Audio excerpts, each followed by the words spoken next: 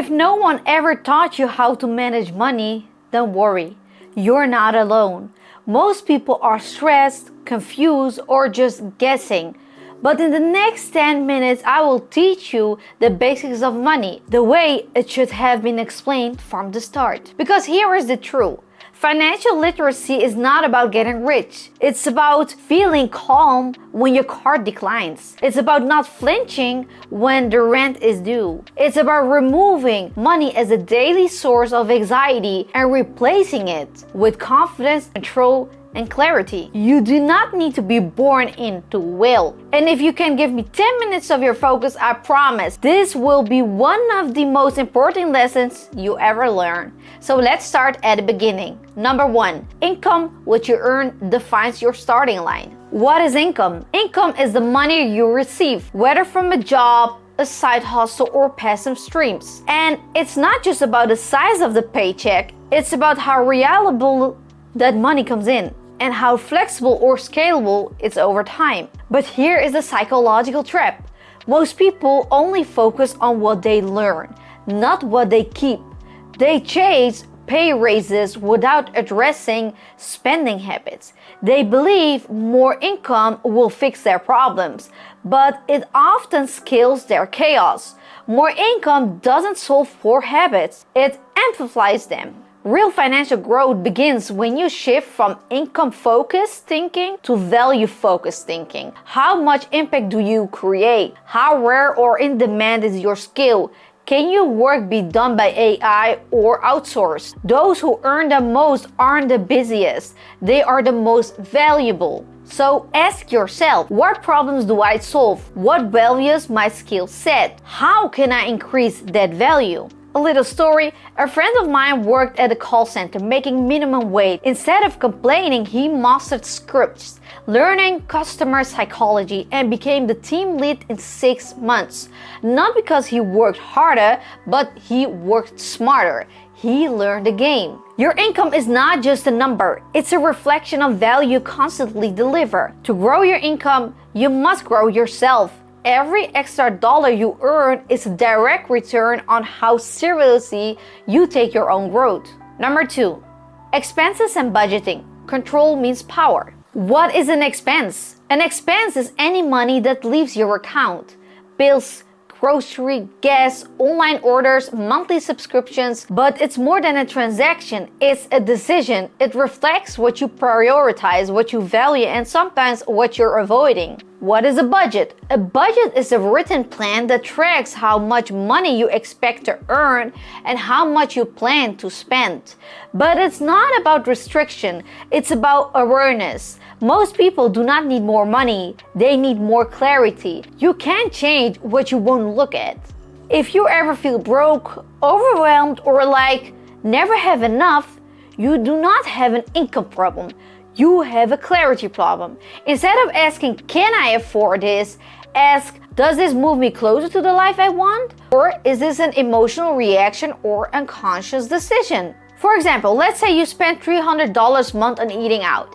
That's $3,600 a year. You're not bad for spending that, but you're okay trading $3,600 of future freedom for Uber Eats convenience. Budgeting is about alignment. When your spending matches your value, you feel powerful.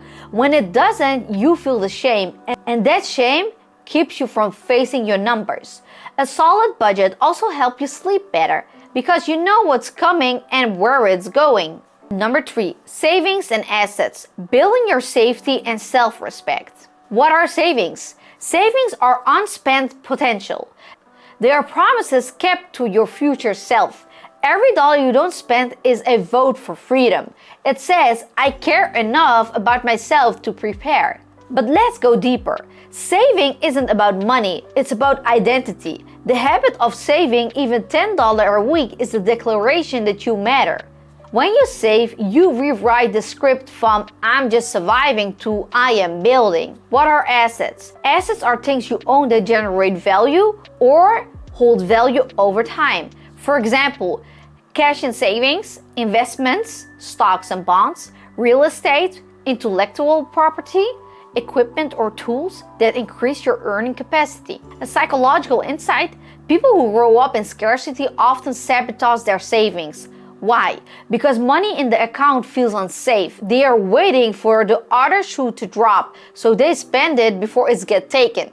To break that, treat saving like a ritual. Automate it, protect it, celebrate it. Tip: create 3 buckets.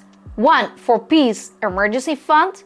2nd for growth and investments. And 3rd for joy, short-term goals. Assets aren't about impressing others, they are about creating options. The more assets you own, the more power you have to walk away from anything that doesn't serve you. What part of your financial life do you want to master next? Income, debt, investing, or mindset? Comment down below, I would love to hear. Number 4, investing in index funds make money work while you sleep. What is investing? Investing is using money to buy something today that will be worth more in the future. But most people fear it because it feels out of reach, too risky, too complicated, or not for me. But investing is not gambling, not when done right. It's the ownership, it's participation, it's a vote in the future of the economy, and a passive way to build wealth over time. What are index funds? Index funds are the beginner's best friend. They are baskets of companies that mirror an entire market index like the S&P 500.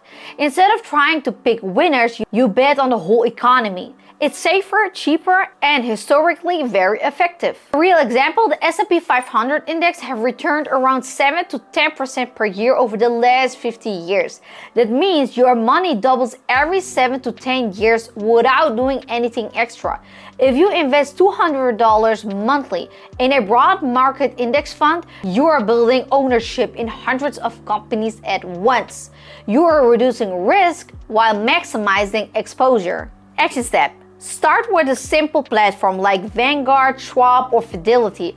Choose a total market of the S&P 500 index fund. Automate monthly contributions even if it's just $25.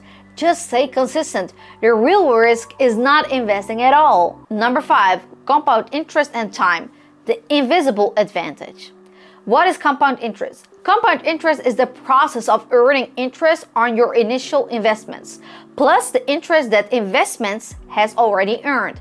It's a growth on top of growth. It doesn't just add, it multiplies, and over time it becomes unstoppable. Here is the truth most people don't understand. The biggest return in life don't come from short-term effort, they come from long-term consistency. For example, if you invest $100 monthly from the age from 25 to 35, and then stop, you can retire with more money than someone who starts investing at 35 and keeps going to 65. Time is that powerful. Compound interest also applies to habits, to relationships, to skills. Every small action you take done repeatedly becomes massive over time. So the goal is not to start perfect, it's to start early. 6.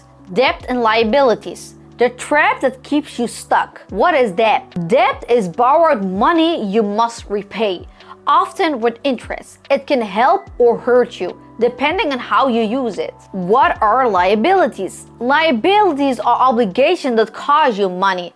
A car loan, a credit card balance, payday loan, even a gym membership when you don't use it. The key is to distinction between productive and destructive debt. Productive helps build future value, education, business, real estate. Destructive buys short-term pleasure and long-term regret. The truth is most people don't fear debt. They fear being without. So they go into debt to feel normal. But every purchase with borrowed money is a tax on your future freedom. To escape this trap, you must shift from your instant gratification to long-term vision. Action. List every debt, highlight interest rates, create a payoff plan, a balance or a snowball. Every dollar you use to kill debt buys you back a piece of your life. Number 7. From survival to strategy. Financial literacy isn't about being perfect, it's about building awareness. It's the difference between drifting and thriving. And if you are listening to this, you are already further than most people, because awareness is the first step toward change. This isn't just a video, this is a permission to take control. Let's build your future with one smart, brave, and honest decision at a time. If you like this video so far, please like and subscribe. If you want to learn more about habits that builds future wealth, watch this video.